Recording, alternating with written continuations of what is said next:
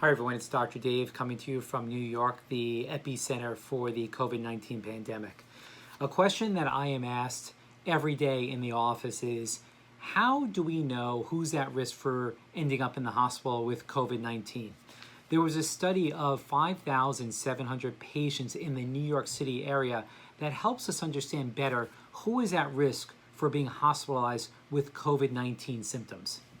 So the most important finding of this study is the vast majority of patients who are hospitalized with COVID-19 symptoms have other medical issues or problems. In fact, 88% of these patients who are hospitalized with COVID-19 symptoms have another medical condition.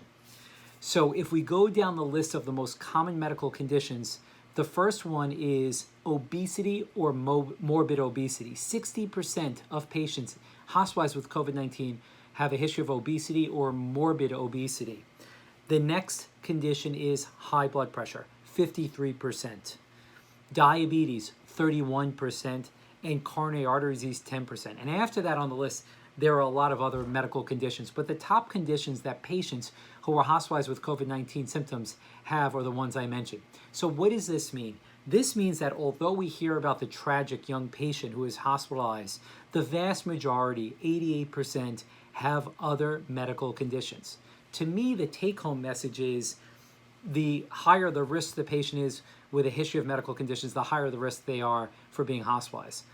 So this is why it's so critically important to recognize who's at risk and make sure that they are practicing social distancing. The other issue is taking care of yourself. This is a really powerful message that we should all remember. It's important to take care of ourselves and to avoid becoming diabetic, obese, hypertensive, or developing coronary artery disease. So I hope this helps, and I hope this also helps you understand who among your family, friends, loved ones may be at high risk for being hospitalized, and making sure we remind them, although we're getting a better grip or grasp, I should say, on this disease, we're not out of the woods, and we still have to continue with social distancing, especially for the highest risk people in our community. Okay, guys, until next time, this is Dr. Dave.